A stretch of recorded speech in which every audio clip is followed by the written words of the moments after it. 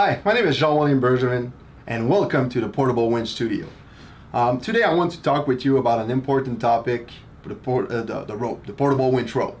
Often during shows and trade shows and sportsman show that we do, a lot of people are talking to us about ropes. Can I use my own rope? Is this a stretch? Is this a rope that stretch a lot? Is this a climbing rope? Can I use my old rope that is in the shed, that has been in the shed for the last 2 years? So I will try today to answer all of these questions and clarify all those points. But I think that to understand the importance of rope, we need to understand the concept of a capstan winch. So let's step back a little bit.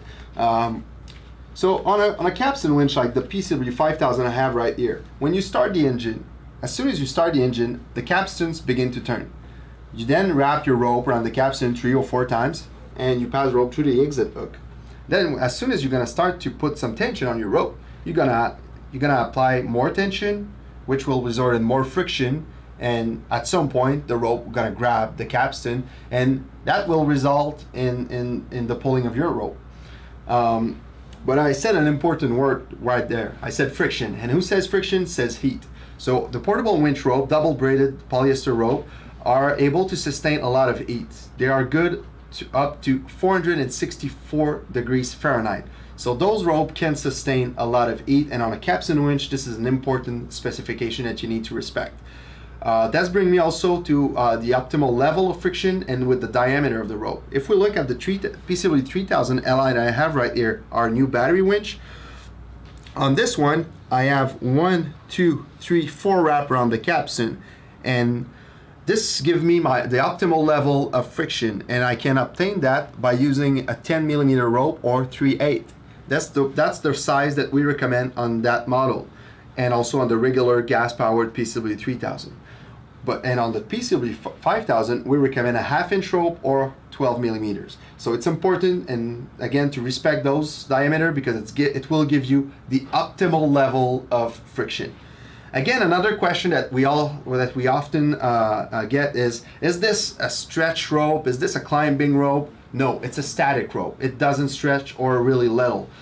You don't want to use a climbing rope, because a climbing rope, when you use, it's designed to absorb shock to stretch. So when a climber fell, the rope will absorb the shock, preventing injury to that guy. But when you're using it in a rigging situation or with a capstan winch, what's going to happen to your load is that the log or whatever you're pulling is going to jump, because you're going to create a lot of stretch in the rope, and it's going to want to kick back like an elastic. So you don't want to go there. And worst case scenario, you're going to apply so much tension that at some point your rope's going to break, and it's going to whiplash and can create some injury, damage to your gear. So you don't want to use climbing rope or dynamic rope. That's a big no-no. And the last point is price point.